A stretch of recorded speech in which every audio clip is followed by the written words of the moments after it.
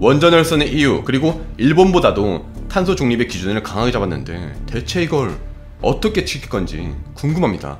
그렇게 공부를 많이 하신 분들이 대체 왜 이런 계획을 세웠는지 조금 의아합니다. 우리나라는 2050년까지 탄소 배출량을 0으로 만들기 위해서 탄소 중립 시나리오를 확정했어요. 그런데 말이죠, 여러분, 이 목표가 굉장히 비현실적이고 아마추어적이라는 것을 아시나요? 대체 이걸 확정한 사람들 사이에서 제대로 된 과학자가 섞여 있는 건가? 그런 생각이 들 정도로 말도 안 되는 계획이랑 탁상 공론의 전형을 보여줬죠. 지금부터 수치만 가지고 말씀드리도록 하겠습니다. 우리나라는 이번에 2030년까지 40% 감축을 내걸었어요. 이 수치는 전 세계에서 가장 높습니다. 연평균 4.17%로 EU의 1.98%, 미국의 2.81%, 일본의 3.56%보다도 훨씬 높죠. 여러분은 우리나라가 연평균 4.17%를 감축할 수 있을 것 같습니까? 우리나라는 제조업 비중이 높아요. 기획재정부에 따르면 우리나라 GDP 제조업 비중이 무려 27.8%로 미국의 11.6%, 일본의 20.8%, 영국의 9.6%보다도 월등히 높습니다. 이렇게 제조업 비중이 높고, 또 물론 우리나라는 차세대 태양전지 페로브스카이트 연구 최강국이에요. 유니스트의 석상일 교수 연구팀은 페로브스카이트 세계 최고 기록을 가지고 있어요. 2021년 10월 네이처의 25.8% 효율을 가지는 페로브스카이트 태양전지를 개발함으로써 마의 효율이라 불렸던 20%를 넘긴과 동시에 세계 공인 기록을 스스로 5차례나 경신해버렸죠. 하지만 여전히 페로브스카이트 태양전지가 상용하는 요원하며 실리콘 태양전지도 현재 화석연료를 대체할 정도의 수준은 되지 않습니다. 그 정도 효율이 안 나와요. 그런데 탈원전을 하려고 하는데 탄소 중립 기준은 역대급이다. 수학은 공부하지 않았지만 서울대를 가고 싶다. 이런 말일까요? 이미 탈원전을 선언했던 프랑스는 2021년 원자력 발전에 대한 새로운 투자를 발표했고, 유럽 10개국 장관들이 원자력이 필요하다는 기고문을 냈는데도 말이죠. 일본도 원전 비중을 늘리겠다고 했는데 우리나라는 여전히 흔들림 없이 간다고 하죠. 원전을 쓰는 EU 그리고 일본보다도 탄소 중립의 기준을 강하게 잡았는데 대체 이걸 어떻게 지킬 건지 궁금합니다. 정부에서 본인들이 발표한 자료에서도 이렇게 말했어요. 쉽지 않은 목표지만 우리의 강력한 의지를 나타낸다. 그렇군요. 무엇보다 매일경제에 따르면 현 정부의 시나리오는 한마디로 말해서 목표만 있고 방법은 없다가 되겠습니다.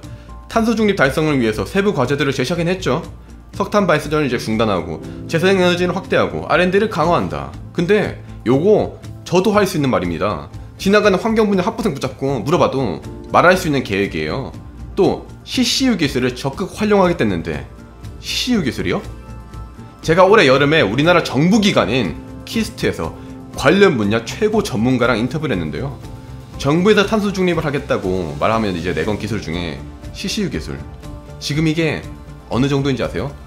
영상으로 보시죠. 태양전지 산업은 아직 우리나라에서 크게 만들어지고는 있지는 않습니다. 그래서 그러한 어떤 새로운 기업들의 출연이 필요한 실정이고요. CO2를, 이산화탄소를 직접 전환할 수 있는 아까 CCU 기술이라고 말씀드렸는데, 이러한 CCU 기술도 아직까지는 경제성을 저희가 확보하기는 어렵습니다. 기술 단계가.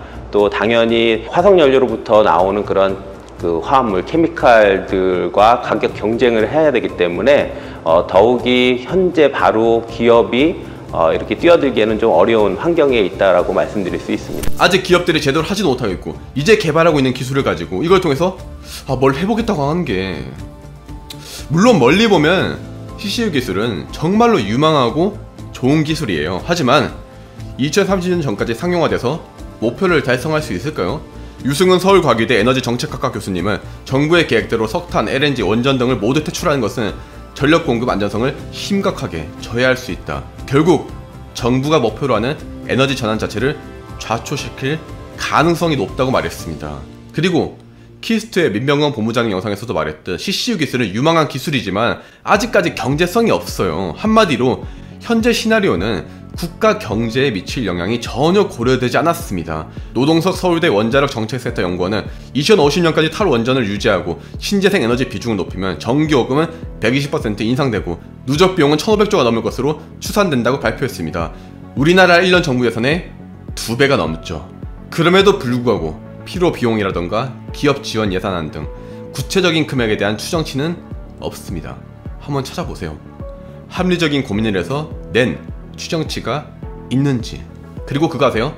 2020년 12월에는 2030년 감축 목표가 26.3%였어요. 그런데 1년 만에 과거의 목표치였던 40%까지 갑자기 변경해버렸어요.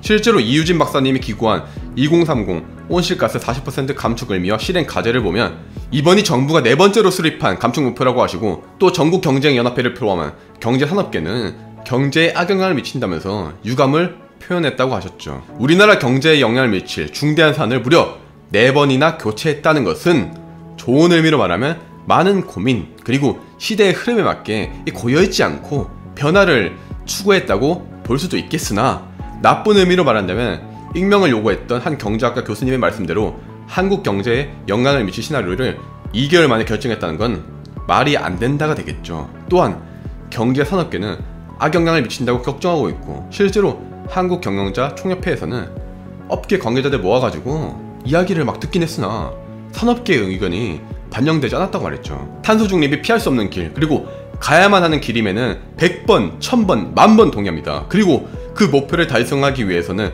목표보다도 그 위를 노려야 된다고도 생각합니다. 만약에 제가 100을 노린다면 120을 목표로 해야 100을 달성하겠죠. 그런 의미에서 이제 심사숙고하신 다음에 선정한 수치들이라면 역시 제까짓게 이런 깊은 의미를 알아차지 못한 것이 정말 부끄러운 일이 될 거고요. 그게 아니라면 그렇게 공부를 많이 하신 분들이 대체 왜 이런 계획을 세웠는지 조금 의아합니다. 아마도 제가 예전에 인터뷰했던 한 정치인분의 말씀대로 몰라서 해결 못하는 것도 많고요. 네. 알면서도 또 그 욕 듣기 싫어가지고 그냥 현상 유지로 그냥 놔두고 넘어가면서 폭탄 돌리게 하는 거죠. 다음 정부에서 하겠지 하는 식으로. 이런 경우들도 있고요. 네. 근데 두 번째 경우는 드물어요. 대부분 몰라요. 아, 몰라요? 예, 대부분 몰라요. 문제를. 정치인분들이 예, 몰라요. 아, 정말요? 전혀 몰라요. 왜 모르시지? 다들 출중한 학벌과 학력과 공부를 많이 하신 분들인데. 자기가 모르는 거는 안 보이거든요.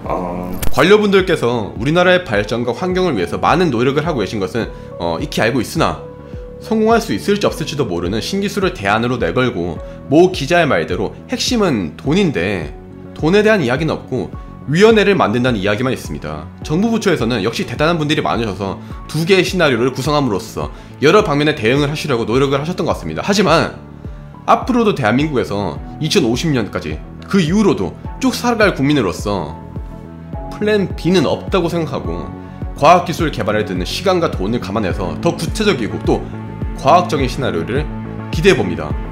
반기문 전 유엔 사무총장은 기후의 주간 회의에서 말했습니다.